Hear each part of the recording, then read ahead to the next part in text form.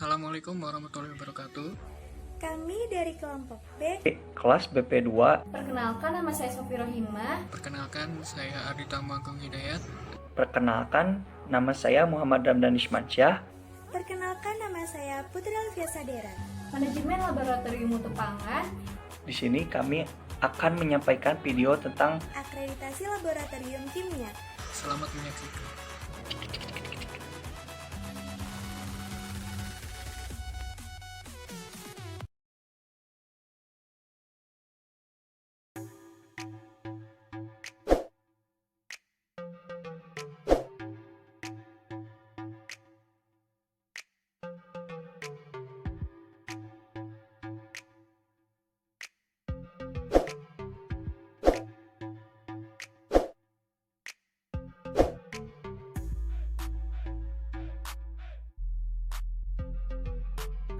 Akreditasi sejatinya merupakan suatu pengakuan formal yang diberikan oleh badan akreditasi terhadap kompetensi suatu lembaga atau organisasi.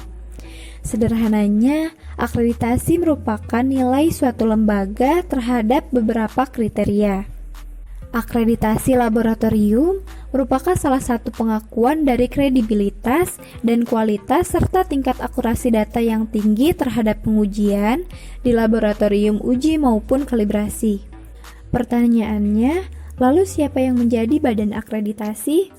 Yang menjadi badan akreditasi merupakan Komite Akreditasi Nasional atau KAN. Persyaratan umum kompetensi laboratorium pengujian dan laboratorium kalibrasi mengacu pada ISO 17025 tahun 2017. Definisi akreditasi. Akreditasi adalah sebagai suatu proses penilaian kualitas dengan menggunakan kriteria baku mutu yang ditetapkan dan bersifat terbuka. Apa sih maksudnya? Jadi, akreditasi ini adalah salah satu penilaian tentang kualitas dengan kriteria yang sudah ada atau sudah ditetapkan dan bersifat terbuka atau secara umum. Legalitas hukum itu sendiri berada pada Peraturan Pemerintah Nomor 102 Tahun 2000 tentang Standarisasi Nasional dan Keputusan Presiden Nomor 78 Tahun 2001 tentang Komite Akreditasi Nasional.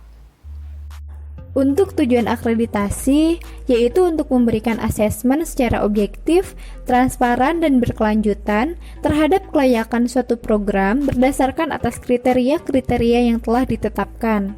Selain itu, tujuan akreditasi juga untuk memberikan pengakuan peringkat kelayakan serta untuk memetakan mutu laboratorium berdasarkan ISO 17025-2017. Berikut adalah fungsi dari akreditasi laboratorium.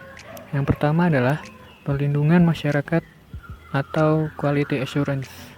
Yang kedua, pengendalian mutu atau quality control. Yang ketiga, pengembangan mutu atau quality improvement.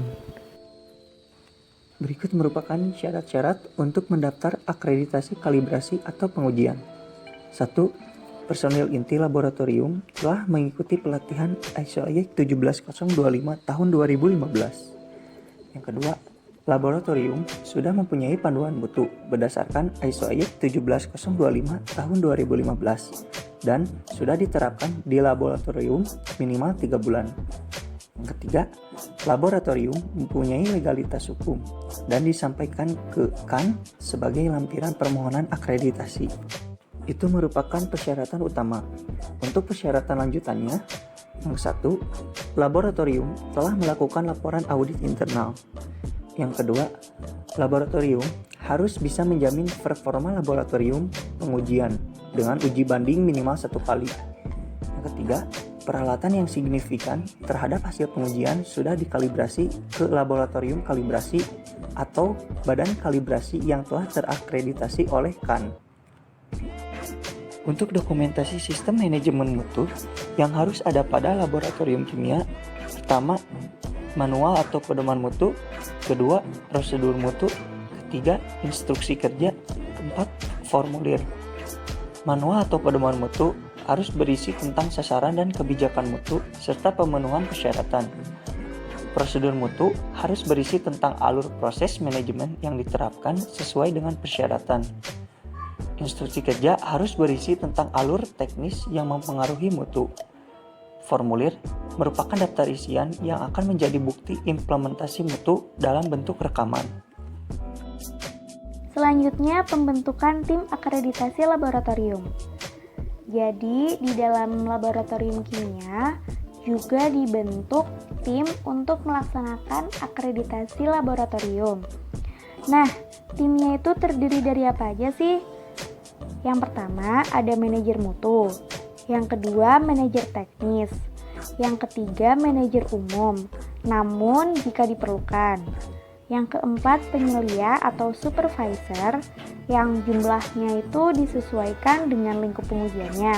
Dan yang terakhir, analisis yang jumlahnya juga disesuaikan dengan lingkup pengujiannya.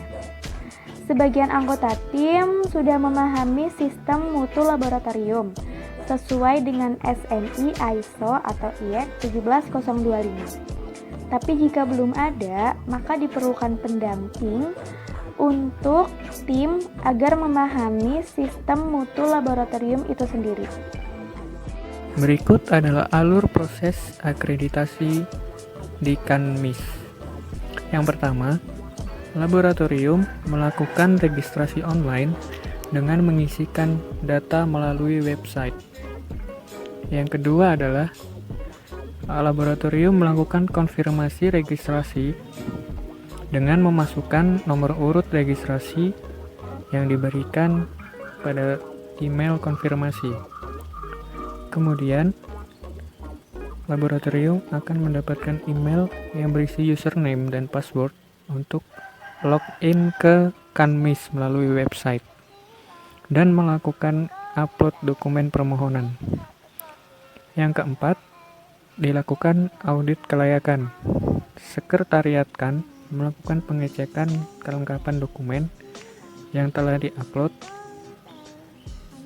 Kemudian selanjutnya langkah kelima adalah pembayaran assessment.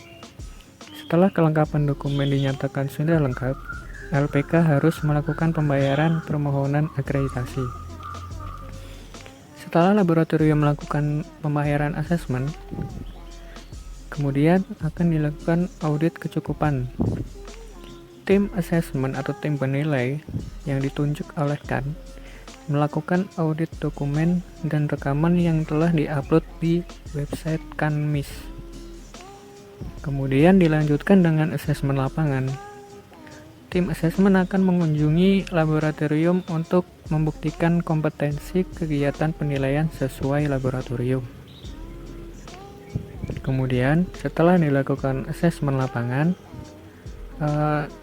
laboratorium melakukan perbaikan atas ketidaksesuaian pada saat asesmen lapangan dengan melampirkan bukti tindakan perbaikan. Verifikasi tindakan perbaikan dilakukan oleh tim asesmen. Setelah dilakukan tindakan perbaikan dan verifikasi, kemudian rapat panitia teknis yang berisi kajian hasil asesmen untuk memberikan rekomendasi keputusan akreditasi kepada Kan. Setelah dilakukan rapat, di sini laboratorium ditentukan keputusan akreditasinya. Keputusan akreditasi ditetapkan dalam rapat Kan. Setelah itu, setelah dilakukan keputusan akreditasi, kemudian penerbitan surat keterangan dan sertifikat dan lampiran yang telah disampaikan setelah mendapatkan keputusan akreditasi.